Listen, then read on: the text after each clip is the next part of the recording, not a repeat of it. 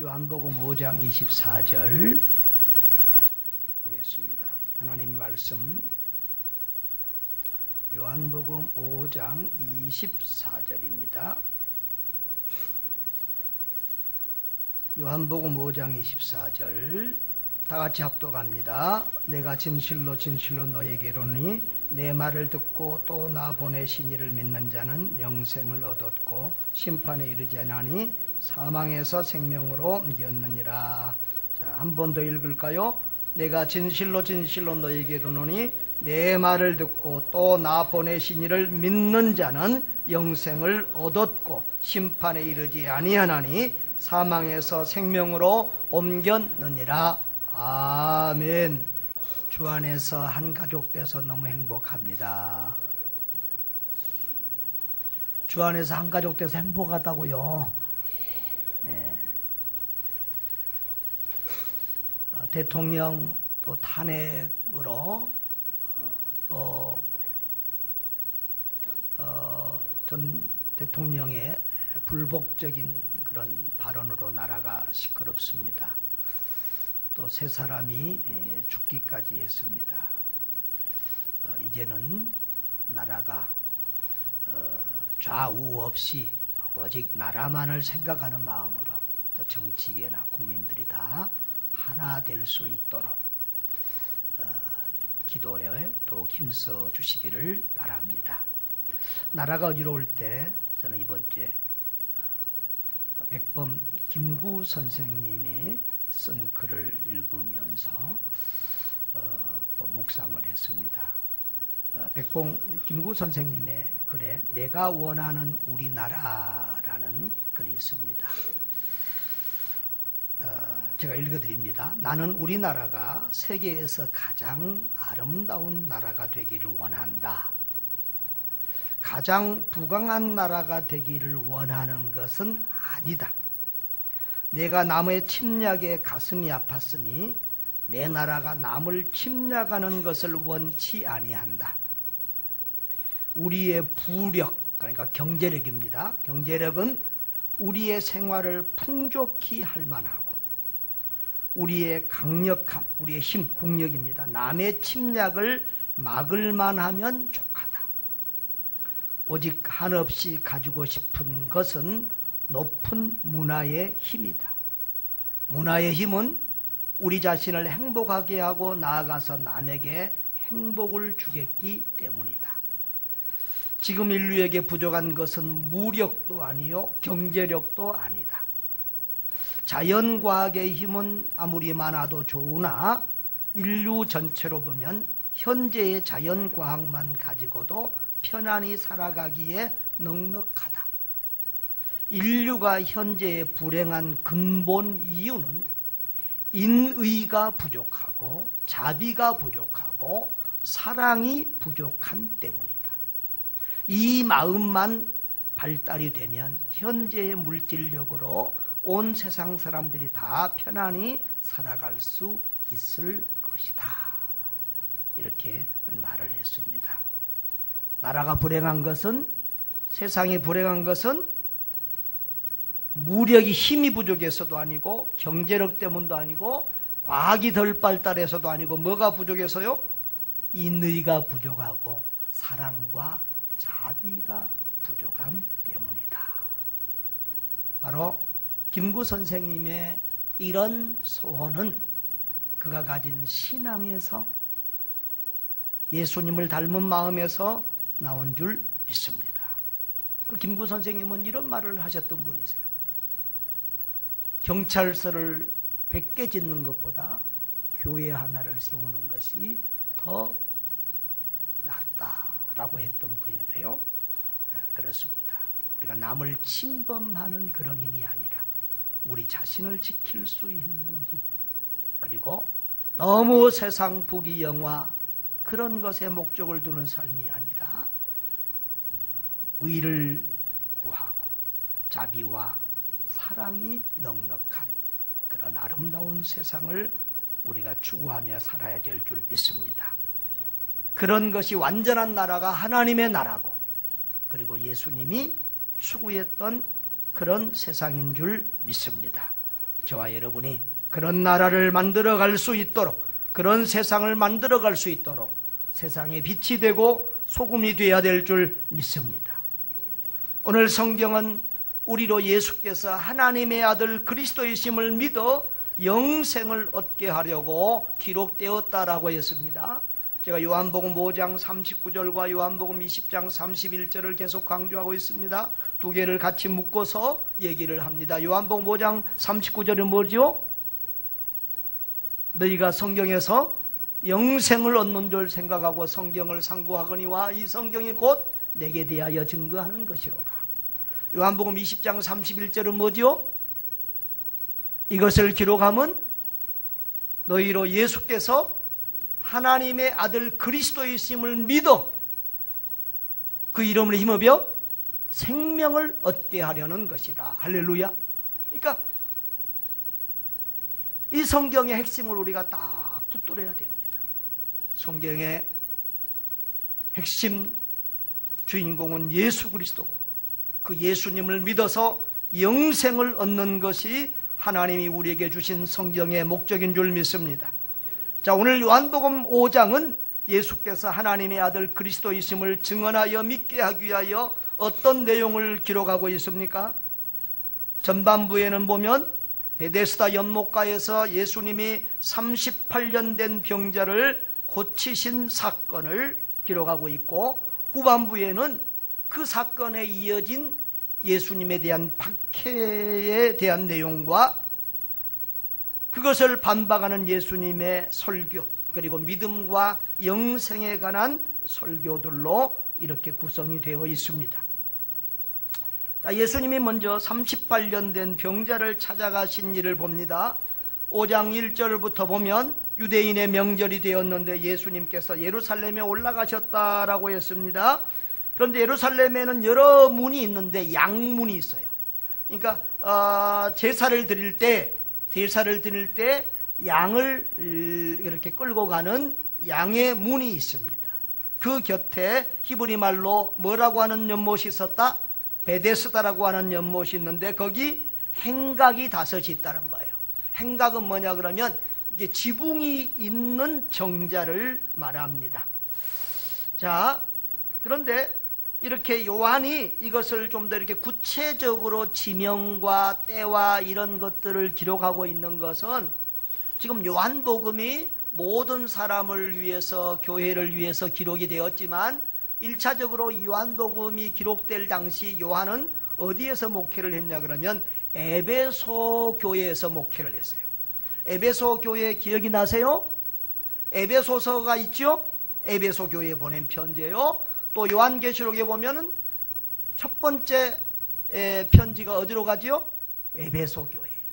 자, 그 에베소 교회에서 목회할 때 요한복음을 썼어요. 그러면 이 서신은 1차적으로 그 에베소 교회와 소아시아, 지금의 터키 지역의 이방인들, 유대인이 아닌 이방인들이 보기 때문에 그 이스라엘에 대해서 모르는 그들에게 좀 더 소상히 이렇게 그 지명과 이런 것들을 설명을 하고 있는 거예요. 자, 그런데 그 행각에는 어떤 사람들이 모였다? 많은 병자, 맹인, 다리 저는 사람, 혈기 마른 사람들이 누워 있었다는 거예요. 그런데 여기 가로에 보면 물의 움직임을 기다리니 천사가 가끔 내려와 뭐 그런 얘기가 있습니다. 이 얘기는 성경 사본이 여러 가지 있는데 어떤 성경 사본에는 없는 얘기, 오히려 중요한 더 신뢰감이 가는 사본에는 없는 내용. 그러니까 나중에 이제 왜 그러면 사람들이 베데스다 연못에 모여 있느냐, 이것에 대해서 설명하기 위해서 추가된 거죠. 거기는 어떤 이렇게 민속신앙, 요즘으로 말하면 미신 같은 거죠. 미신 같은 겁니다. 여기 가끔 가다가 이 연못에 물이 이렇게 막 동한다 이거야. 움직인다 이거야. 근데 그때 어떤 사람? 제일 먼저 내려간 사람만 고침을 받는다는 거예요. 두 사람도 아니고 제일 먼저 내려간 사람. 그러니까 1등만 살아남는, 1등만 고침을 받는 그런 경쟁사회적인 그것도 이제 뭐가 아니고 미신 같은 내려온 그런 전설이. 그런데 사람들은 그 얘기에 또 현혹이 돼서 혹시나 라도 하는 일말의 희망을 가지고 수많은 병자들이 거기에 몰려드는 거예요. 자, 그런데 이 집의 이름은 뭐다? 베데스다. 베데스다라고 하는 뜻은 뭐냐 그러면 자비의 집이에요. 무슨 집이라고요? 자비의 집. 자비, 긍휼, 사랑이 있는 그런 집이라는 거예요. 그런데 이 베데스다에는 자비가 있다 없다? 왜? 없어요. 1등만 살아남아. 그러니까 거기 38년 된 병자가 있는데 이 사람은 38년 동안 누워있어도 나을 가능성이 있다 없다? 없어요.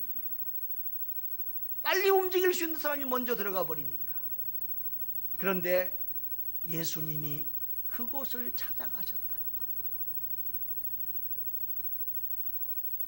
예수님이 부잣집, 좋은 집, 편한 집 가지 않고 예루살렘에서 가장 어려운 곳, 병들고 가난하고 소외된 자들이 모인 그곳을 찾아가셨어요. 우리 지난주 설교에서 들은 것처럼 3장의 니고데모는 예수님을 자기가 찾아왔어. 그런데 4장에 그 수가성에 소외되고 가난하고 멸시받고 천대받는 수가성 여인에게는 누가 찾아갔어? 예수님이 찾아갔어. 오늘 요한복음 5장에 38년 된 병자에게도 누가 찾아가서? 예수님이 찾아갔어요. 예수님은 부자도 사랑하시고 니고데모도 사랑하고 다 가난한 사람도 연약한 사람도 병든 사람도 다 모든 사람을 사랑하지만 그래도 주님의 관심은 어디로 더 흐른다? 약하고 가난하고 병든 소외된 사람들, 약자들에게로 흐른다. 마치 우리 자녀들이 여럿이 있으면 병들고 약하고 어려운 자녀에게 더 관심이 가는 것과 마찬가지지요. 그런데 주님은 그곳에서 자비가 없는 그 집에서 자비를 베풀어 주세요. 예수님께서 그 많은 사람 중에서 가장 어려운 병자, 가장 불쌍한 병자, 몇 년 동안이나 지금 중풍병으로 고생한다고요? 3년 8개월도 아니고 38년, 거의 일평생을 그렇게 꼼짝 못하고 사람 구실 못하고 살아온 사람. 어찌 보면 그 사람 병 고치려다가 온 집안이 다 가난하고 온 식구가 다 고통을 받을 것이고, 참 어찌 보면 가족과 모든 주변으로부터 버림받은 사람. 이 본문의 의미에 보면은 누가 도와주는 사람 없이 혼자 누워있는 사람이에요. 자, 그런데 이 사람이 오랫동안 그 누워있는 것을 보시고 병이 벌써 오랜 것을 주님이 아시고 묻습니다. 내가 낫고자 하느냐? 뭐라고요? 내가 낫고자 하느냐? 주님이 지금 이 사람의 절망적인 모든 것을 포기하고 있는 이 사람, 그러면서도 행여나 하고 누워있는 이 사람, 거기 있지만은 도대체 자기는 소망이 없어. 왜? 그 물속에 먼저 들어갈 수가 없으니까. 이 사람에게 예수님이 내가 낫고자 하냐라고 그 사람에게 어떤 낫고자 하는 소망, 갈망, 열망을 지금 불어일으키고 예수님에 대한 믿음을 불러일으킵니다. 그런데 이 사람은 그 믿음에 부합하는 그런 말을 하지 못하고 뭐라고 말합니까? 7절에 주여, 물이 움직일 때 내가 나를 못에 넣어주는 사람이 없어 내가 가는 동안에 다른 사람이 먼저 내려갑니다 하고 지금 불평하고 투정하고 다른 사람들 지금 원망하고 마치 이제 예수님에게 뭘 기대합니까? 물이 혹시 동하면 나 좀 붙들고 달려가서 1등으로 좀 저 못 속에 들어가게 도와달라고 말합니다. 그렇게 주님이 자기를 간접적으로 도와줄 그런 사람으로 요구하고 있습니다. 그런데 예수님은 그렇게 믿음 없고 부정적이고 그런 사람에게 주님은 자비를 베푸십니다. 그러니까 이 집이, 자비 없는 이 집이, 주님이, 자비의 주님이 오심으로 뭐가 돼요? 자비의 집이 됩니다. 그렇습니다.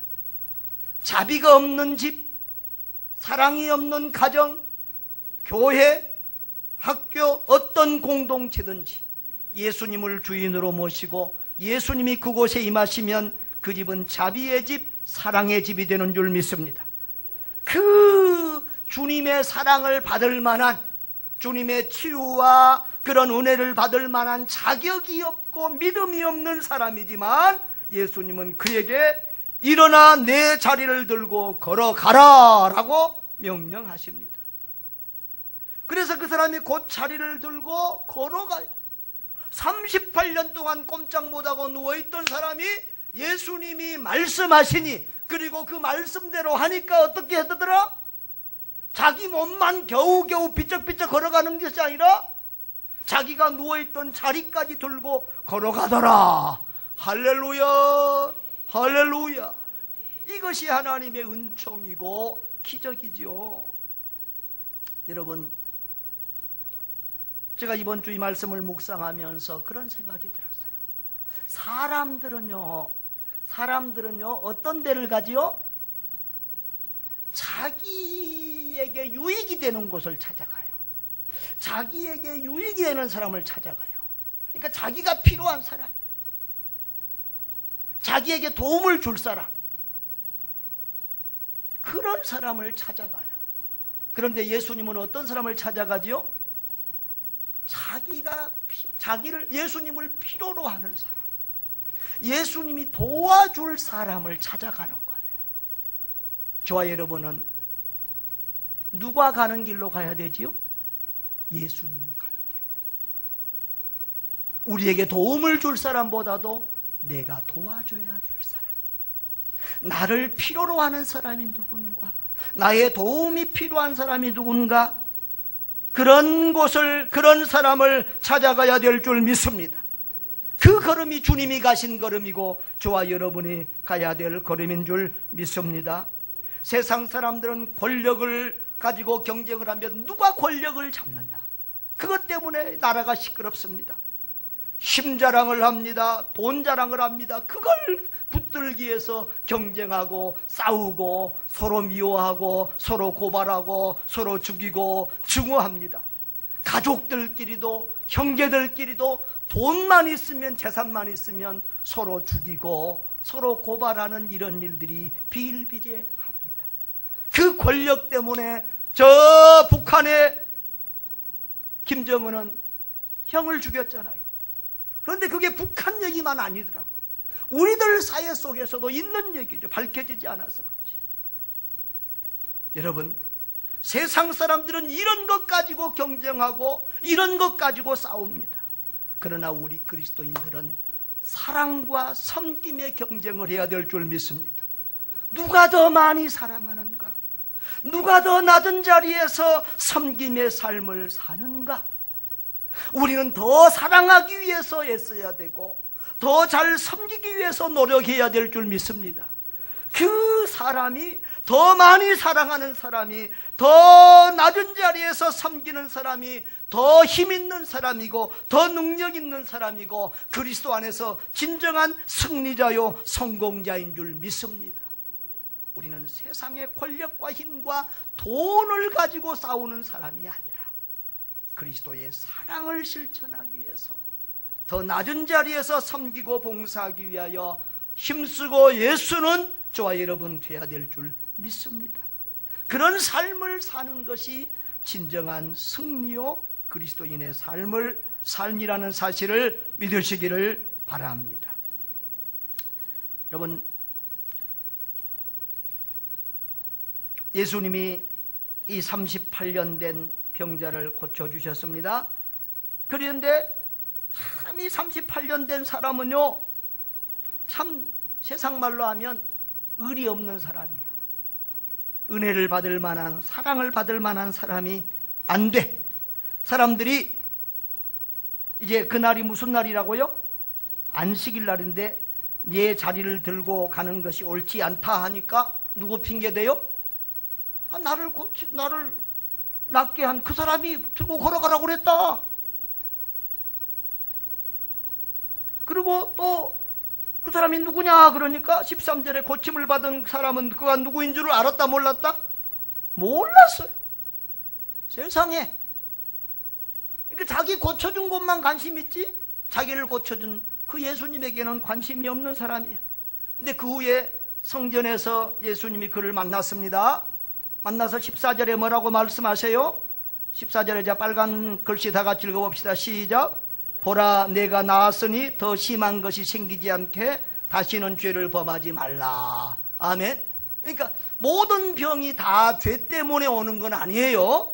그런데 이 사람의 병은 죄와 관계성이 많이 있어요. 근데 예수님은 그 사람의 육신만 건강한 것이 아니라 영혼까지 건강하기를 원했습니다. 그래서 거룩한 삶을 살아라. 다시는 더 심한 것이 생기지 않도록 다시는 죄를 범하지 말아라. 할렐루야. 그렇게 말씀하십니다. 우리 하나님은, 우리 주님은 우리가 육신만 건강한 것이 아니라 우리의 마음, 우리의 영혼까지 온전하고 건강하게 되기를 바라시는 주님이라는 사실을 깨달으시기를 바랍니다. 여러분, 이렇게 이 사람은 이제 그렇게 놓고 유대인들에게 가서 예수님이 자기를 고쳤다고 또 이렇게 다 일러 바칩니다. 이리 봐도 저리 봐도 참 사랑받을 만한, 자비를 받을 만한 그런 사람이 아닙니다. 그럼에도 불구하고 우리 주님은 그에게 사랑과 긍휼과 자비를 베푸신 줄 믿습니다. 자, 그런데요, 이제 어떤 문제가 생깁니까? 그날이 무슨 날이었다고요? 예수님이 고치신 날이 안식일이에요. 안식일. 그래서 16절에 보면은 안식일에 이러한 일을 행하신다 유대인들이 예수를 박해하게 된지라 17절에 예수님이 뭐라고 말씀하십니까? 내 아버지께서 이제까지 일하시니 나도 일한다. 그렇게 말씀합니다. 유대인들의 관념은 안식일 날에도 하나님은 일하신다 이렇게 생각을 했습니다. 자, 창세기에 보면은 하나님이 창조를 마치시고 쉬셨다 그랬어요. 근데 창조하신 일은 쉬셨지만 이 세상을 통치하고 보존하는 일은 계속됩니다. 그래서 하나님은 안식일 날도 사람이 태어나기도 하시고 또 사람이 죽기도 하시고, 그래서 생명을 탄생하는 일도 심판하는 일도 안식일에 하나님은 계속 하셔요. 그래서 예수님이 나중에 보면은 그 생명을 살리는 일과 심판하는 일이 하나님처럼 당신이 하고 있음을 이제 간접적으로 말씀하시는 거예요. 하여튼 유대인들은 그런 생각을 가지고 있었어요. 그 유대인들에게 아버지가 일한 것처럼 나도 일한다 이렇게 말씀을 합니다. 그러니까 18절 우리 다 같이요. 시작. 18절 다 같이 읽어봅니다. 시작. 유대인들이 이로 말미암아 더욱 예수를 죽이고자 하니 이는 안식일을 범할 뿐만 아니라 하나님을 자기의 친아버지라 하여 자기를 하나님과 동등으로 삼으심이로라. 아멘. 여러분, 안식일을 범한 것 때문에도 이들이 박해를 합니다. 여러분, 이 상황을 보십시오. 이 사람이 몇 년 동안 아프다가 고침받았습니까? 38년. 38년 동안 꼼짝도 못하던 그 불쌍한 사람이 고침을 받았으면 어떻게 해야 되지요? 그 분위기가 어떻게 해야 되지요? 축제가 일어나야 돼요. 서로 축하하고 얼싸안고 춤을 추고 잔치가 벌어져도 부족할 판에 너 안식일 날 왜 자리 들고 걸어가? 그러면서 그 사람을 이렇게 신문하고, 그리고 그것을 안식일 날 고쳤다고 예수님을 박해하는 그들의 모습을 보십시오. 여러분, 안식일 날 자리 들고 가면 안 된다, 이게 성경에 기록되어 있어요, 안 됐어요? 안 돼 있어요. 성경에 기록되지 않은 내용. 근데 자기들이 미시나에 그걸 기록하고 자기 사람이 만든 법이야. 근데 그런 쓸데없는 것은 지키면서 가장 중요한 율법의 정신은 잊어먹었어요. 그들은 하나님에 대해서는 관심이 없어요. 사람에게 대해서도 관심이 없어요. 여러분, 율법의 기본 정신이 뭐지요? 율법의 핵심이 뭐지요? 하나님 사랑, 하나님 사랑이 이웃 사랑. 하나님을 사랑하고 사람을 사랑하는, 이웃을 사랑하는 것이 율법의 정신이고 핵심 가치예요. 그런데 그들은 쓸데없는 그것은 사람이 만든 그런 법은 따지면서 율법의 가장 중요한 이 하나님 사랑, 이웃 사랑의 정신을 잃어먹었어요. 그래서 예수님이 자주 유대인들에게 책망하죠. 너희가 이런 법은 지키면서 더 중요한 의와 인과 신은 잊어먹었도다. 더 중요한 이런 하나님의 사랑과 긍휼, 자비는 잊어먹은 그들의 모습을 볼 수가 있죠. 그래서 그들은 안식일을 어겼다고 이제 예수님을 박해하는데, 이제 그보다 더 큰 죄는 뭐예요? 하나님을 친아버지처럼 그렇게 해서 자기가 하나님과 동등하다고 그렇게 했다는 거예요. 여러분, 예수님이 그렇게 했어요, 안 했어요? 하나님을 막 친아버지처럼 막 그렇게 하고 막 자기가 하나님과 동등한 것처럼 그렇게 했어요, 안 했어요? 했어요, 안 했어요? 했어요. 그 말이 틀린 건 아니야. 그런데 그분이 그렇게 한 게 예수님이 진짜요, 가짜요? 진짜요. 그러면 그 예수를 안 믿고 박해하는 그것이 바로 하나님을 대적하는 거고 신성모독을 한 거예요. 그들은 지금 예수님이 신성을 모독했다, 이거 하나님을 모독했다고 그렇게 하고 있지만, 실제로 하나님의 아들이요 하나님이신 그리스도이신 그분을 박해하는 것이 진짜로 신성모독인 줄 믿습니다. 예수님은 지금 이 38년 된 병자를 고침으로써 자기가 하나님의 아들 그리스도이심을 많은 사람들에게 보여주셨습니다. 여러분, 세상에 38년 된 중풍병자를 말 한마디로 들고 걸어가, 내 자리 들고 걸어가, 그렇게 고치신 분이 눈 생기고 코 생기고 어디 있습니까? 그런 사람 봤습니까? 봤냐고요? 들어봤냐고요? 말씀이신 주님만 가능하신 거예요. 주님의 말씀에는 불가능이 없어요. 38년 된 병자에게 자리를 들고 걸어가라 그러면 걸어가는 거예요. 죽어서 나흘 돼서 썩어서 냄새난 나사로에게 나사로야 나오너라 그러면 나사로가 걸어 나오는 거예요. 주님의 말씀이 생명이요 능력이에요. 말씀이신 주님, 말씀이신 하나님이신 예수님만이 그렇게 명령하고 행하실 수 있는 줄 믿습니다. 그런 것을 통해서 예수님은 당신이 하나님의 아들이요 하나님이요 그리스도이심을 밝히 보여주고 있어요. 그리고 예수님은 하나님을 친아버지처럼 그렇게 계속 얘기해요. 우리 지난번에도 말씀드렸지만 구약 성경에 보면 하나님을 아버지라고 부르는 그런 표현들이 없어요. 우리는 지금 우리가 하나님의 자녀가 돼서 아버지 이렇게 편하게 부르지만, 구약 성경에서는 하나님의 이름만 부르는 곳에서 둘로 벌벌 떨고 이름도 잘 안 부를 때예요. 하나님을 아버지라고 부른다는 건 상상할 수도 없는 일이에요. 그래서 구약 성경에는 없어요. 그런데 예수님은 와서 아버지를 노다지 불렀다, 노다지. 그래서 요한복음을 읽으면서 하도 아버지라는 단어가 많으니까 내가 하나하나 다 동그라미 치면서 성경에 번호 쓰면서 세워봤더니 134번이 나오더라. 요한복음 5장에서 또 읽으면서 아버지란 말이 많이 나오니까 집에 가서 여러분 해봐. 14번이 나와. 요한복음 5장에만. 아버지, 예수님은 입만 벌리면 아버지야. 그런데 우리가 말하는 그 아버지, 그 수준, 그 개념이 아니야. 자, 19절에 한번 보십시다.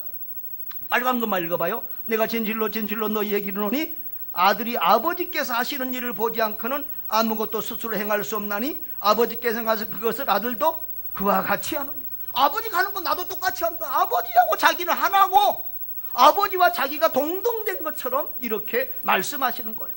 20절에도 아버지께서 아들을 사랑하사, 같이 읽으시자고. 아버지께서 아들을 사랑하사 자기가 행하는 것을 다 아들에게 보이시고 또 그보다 더 큰 일을 보이사 너희로 놀랍게 여기시고. 아버지께서 아들 사랑하사 자기 행하는 거 다 보여주시고 그거 하게 하신다는 거예요. 21절에 시작. 아버지께서 죽은 자를 일으켜 살리실 것 같이 아들도 자기가 원하는 자들을 살리시느니라. 할렐루야. 예? 하나님 아버지와 동등하게 하나님이 살릴 사람 나도 살린다는 거예요. 아까 하나님이 안식일 날도 뭐 한다고? 사람 살리는 것과 심판하는 일을 한다는 거예요. 22절에도 아버지께서 아무도 심판하지 아니하시고 심판을 다 아들에게 맡겼다. 하나님이 하시는 그 생명운동 심판, 내가 그 권세 다 가지고 있다는 거예요. 그래서 23절에 시작, 이는 모든 사람으로 아버지를 공경하는 것 같이 아들을 공경하게 하려 하심이라. 아들을 공경하지 않은 자는 그를 보내신 아버지도 공경하지 아니하느니라. 할렐루야. 이렇게 예수님은 하나님과 자신을 하나로 또 동등하게 아주 친밀하고 연합된 분으로 그렇게 말씀하세요. 나중에 보면 빌립이 하나님 아버지를 보여달라고 그러니까 빌립에게 예수님이 뭐라고 그랬죠? 빌립아, 너 나하고 이렇게 오래 살았는데 그런 얘기 하냐? 나를 본 자는 아버지를 보았다. 이렇게 말씀하실 정도로 그렇게 자신과 하나님을 동등하게 그렇게 증거하셨습니다. 그리고 이제 그 뒤에 이어서 30절부터 35절까지는 세례 요한이 예수님이 하나님의 아들 그리스도시요 하나님이라는 것을 증거했다는 거예요. 그런데 예수님은 36절 이후에는 세례 요한보다 더 중요한 증거가 있으니 바로 하나님이 증거하신 하나님의 증거, 하나님이 친히 자신이 하나님의 아들 그리스도이심을 증거했다. 성경의 모든 기록들, 너희들이 유대인들이 그렇게 존경하는 모세 다 바로 내가 예수님이 하나님의 아들 그리스도이심을 증거했다는 거예요. 할렐루야. 이렇게 말씀하십니다. 자, 그러면서 예수님은 자신을 믿는 자는 영생을 얻었다고 하는 것을 강조하는데요. 자, 우리가 성경의 기록 목적이 뭐라고 그랬죠? 예수가 누구다? 성경의 기록 핵심, 성경의 핵심 뭐예요? 예수예요.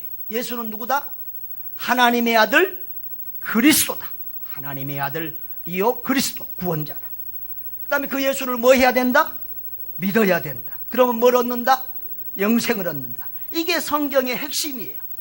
그래서 오늘 24절은 바로 그것을 강조해요. 내 말을 듣고 나 보내신 이를 뭐하는 자는? 믿는 자는 영생을 얻었고 심판에 이르지 아니하나니 사망에서 생명으로 옮겼느니라. 여기 영생을 얻었고는 현재형이에요. 예수를 믿는 순간 영생을 얻었고 그 영생의 상태가 계속 지속된다는 거예요. 그 다음에 또 다른 말로 그 말은 심판에 이르지 아니한다는 거예요. 원문을 직역하면 그리고 그는 심판에 들어가지 않는다. 무슨 심판이죠? 지옥 심판을 받지 않는다는 거예요. 그러니까 영생을 얻었다는 말을 바꿔 말하면 뭘 받지 않는다? 지옥 심판을 받지 않는다. 사망에서 생명으로 앞으로 옮길 것이 아니라 믿는 순간 이미 옮겼다. 완료시대요. 이미 옮겨졌어요. 저와 여러분은 이미 하나님의 나라로 옮겨진 줄 믿습니다. 하나님의 백성, 하나님의 가족, 하나님의 자녀가 된 줄 믿습니다. 예수님을 믿는 순간 우리는 이미 사망의 권세에서 벗어나게 되고 그 상태가 지금까지 계속되고 앞으로도 계속될 줄 믿습니다.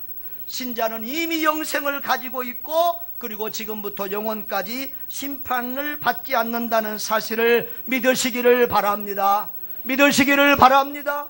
믿으시기를 바랍니다. 그런데 사람들이 잘 안 믿어. 그러니까 예수님이 뭐라고 말했어요? 24절 앞에 부분 보면 내가 진실로 너희에게 이르노니 그랬어요.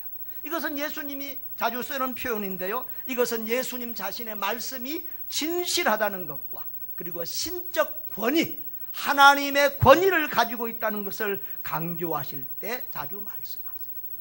이것은 주님이 보장하고 보증하는 거예요. 나를 믿는 자는 뭐 한다? 영생 얻었고 심판에 이르지 아니하나니 사망에서 생명으로 옮겼느니라. 아멘. 그 말이 틀리면은 누가 거짓말장이야? 예수님이 거짓말장. 예수님을 거짓말장이로가 아니라 진실하신 분으로 믿으십니까? 진실하신 분으로 믿으십니까? 그렇다고 하면 이 말씀을 믿으시기를 바랍니다. 여러분이 예수님을 믿으면 나는 죄인이지만 오늘 이 요한복음 5장에 나오는 38년 된 병자처럼 무능하고 믿음도 없고 연약하고 정말 자비와 사랑을 받을 만한 가치가 없는 사람이지만 그럼에도 불구하고 하나님의 은혜로 자비로 우리는 구원을 받을 수 있다. 믿는 자는 영생을 얻었다. 심판에 이르지 아니한다. 사망에서 생명으로 이미 옮겼다. 할렐루야. 그 믿음을 가지시기를 바랍니다. 여러분, 믿으면은 뭐예요? 샬롬이에요. 샬롬. 믿음의 결과는 뭐예요? 샬롬, 평강이네요. 안 믿으면 뭐예요? 불안해. 믿는, 이걸 딱 믿는 사람은 오늘 죽어도 걱정이 없어. 내일 아침에 어디서 눈 뜨면 돼? 이 세상보다 더 좋은 천국에서 눈 뜨면 되는데 이것을 안 믿는 사람들은 걱정, 불안, 염려 덜덜 떨어요. 그러니까 믿음의 반대말은 염려, 걱정, 불안이에요. 여러분은 믿음 안에서 평강을 누리시기를 바랍니다. 그러면 이 구원의 확신을 가진 사람은 어떻게 살아야 되죠? 여러분, 우리가 구원은 뭘로 받아요? 하나님의 은혜로 받아요. 우리 에베소서 2장 한번 보겠습니다. 에베소서 2장 한번 찾아봅시다. 이건 안 하고 가도 되는데 하도 요즘에 예수 믿는다고 하면서 엉터리같이 구원받았으니 죄 지어도 괜찮다, 이런 엉터리 같은 성도들이 많아서 이 말을 해줘야 돼. 자, 2장 4절 5절 에베소서 2장 4절 5절 찾으셨어요? 다 같이 읽어봅시다. 시작. 긍휼이 풍성하신 하나님이 우리를 사랑하신 그 큰 사랑을 인하여 허물로 죽은 우리를 그리스도와 함께 살리셨고 너희는 은혜로 구원을 받은 것이라. 아멘. 우리가 잘나서 구원받은 것이 아니라 긍휼이 뭐예요? 하나님이 우리를 불쌍하게 여겨주셔서 아까 38년 된 병자가 구원받을 만한 치료를 받을 만한 자격이 있는 것이 아니라 주님이 뭐해서? 불쌍히 여겨주셔서 자비를 베푼 거예요. 하나님이 우리를 불쌍히 여겨주셔서 은혜를 베푸셔서 우리가 구원받은 줄 믿습니다. 8절에도 같은 말이 있습니다. 8절 다 같이 시작. 너희는 그 은혜에 의하여 믿음으로 말미암아 구원을 받았으니 이것이 너희에게서 난 것이 아니요 하나님의 선물이라. 은혜로 구원받았어요. 우리가 잘나서 우리에게서 난 것이 아니에요. 은혜로 구원받았어요. 하나님의 선물이에요.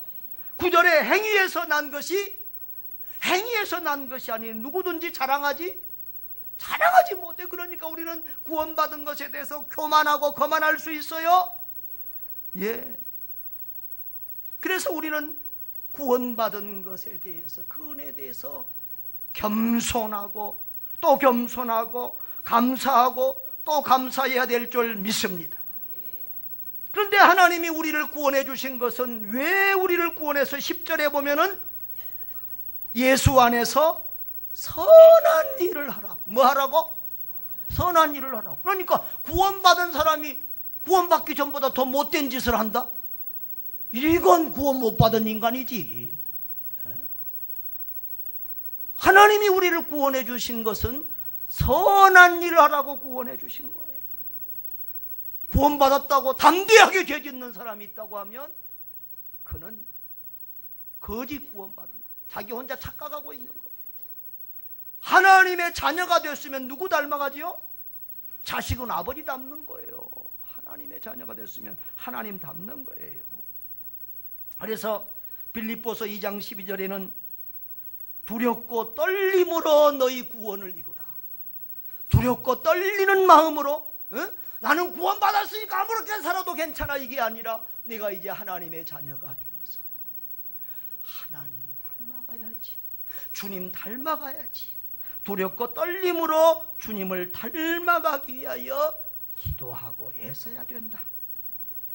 그 구원의 확신을 강조하던 사도 바울도 고린도 전서 9장 27절에 보면 내가 내 몸을 처복정케 하면 내가 남에게 전파한 후에 자신이 도리어 버림을 받을까 두려워합니다 하면서 겸손한 마음 그렇게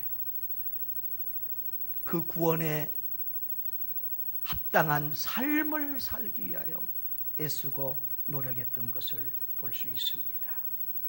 그리고 구원받은 사람은 다른 사람도 그 구원의 길로 인도하기 위하여 힘쓰고 애써야 될 줄 믿습니다. 디모데후서 1장 8절에 보면은 복음과 함께, 복음을 부끄러워하지 말고 복음과 함께 고난을 받으라. 디모데후서 4장 5절에도 고난을 받으며 전도자의 일을 하며 내 직무를 다하라고 했습니다. 사랑하는 성도 여러분, 예수님은 하나님의 아들이십니다. 하나님이십니다. 우리를 구원하러 오신 메시아 그리스도 구원자이십니다. 누구든지 그 예수를 믿으면 영생을 얻습니다. 심판에 이르지 아니합니다.